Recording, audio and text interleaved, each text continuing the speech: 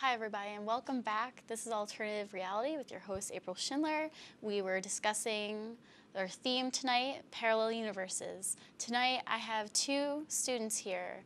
One who is a historical expert and a history major, and I have another student who is my science expert, and he's an expert in physics and mathematics, here to talk about quantum theory a little bit tonight and to shed some light on the theory of parallel universes, so the theme is a little bit more clear. I would love to introduce to you Kate Archibald and Earl Bellinger. Hey Kate, thank you so much for coming on the show. Hey Earl, what's up guys? Not a whole lot. How are you? Thanks for coming on. It's so nice to see you. So, parallel universes.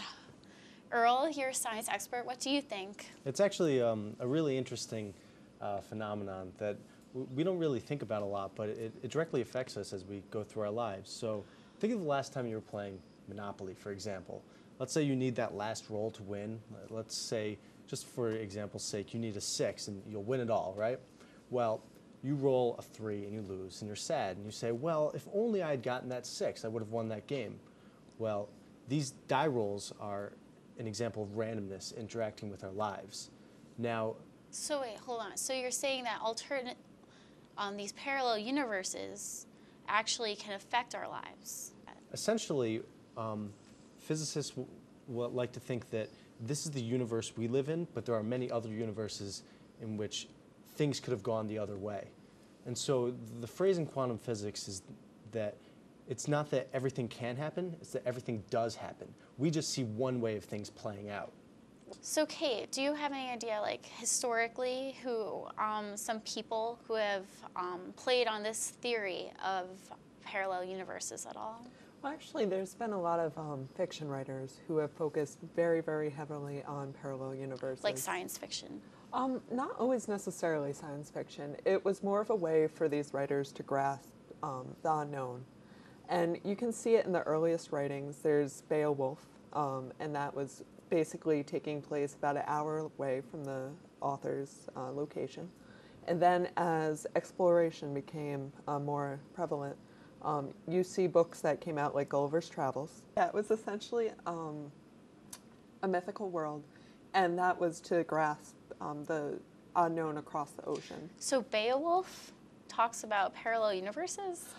It was more of mythology as a parallel universe. You could claim that religious universes, parallel universes, heaven, hell, depending on what religion you are, essentially you could claim that they are parallel universes of our own. So both of you, in a parallel universe perhaps where the tsunami in Japan didn't happen in Japan, but perhaps hit the United States, what do you think would have happened?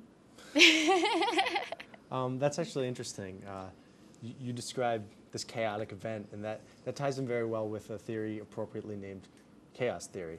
So you can think of a butterfly in the Sahara, for example, flapping its wings, and that affecting major events around the world, like a tsunami occurring in Japan. Now, you as an individual are like that butterfly. If you choose whatever actions, you can affect the world in some drastic way that you could have never anticipated. How long ago do you think back in history people have started coming up with this theory? Do you know who the original person was? There's probably no way to pinpoint the exact person who set this into motion. Certainly astronomers had a giant impact on how we conceptualize the world, and the idea of parallel universes emerged from that. Historians actually had a great deal to do with the idea of parallel universe. Really? There's something called the alternative history theory, where historians will go back and say, what if the Confederacy won the Civil War? What if the Nazis won World War II? Right. And based on that, they try to put together events that could have changed the universe as we know it. So potentially it's possible that there's a universe where Hitler won and took over the world? Quantum theory elucidates that is indeed a distinct possibility. We happen to be living in the happy world where that did not happen. So we all have alternative selves, very possibly hundreds of thousands of alternatives that are, would they be similar to us, or would they be very different people, you think? I think essentially it could happen. We see nations across the world that have had similar cultural backgrounds, and then one or two instances affected them. You see it with the Baltic nations, with Estonia, Lithuania, and Latvia.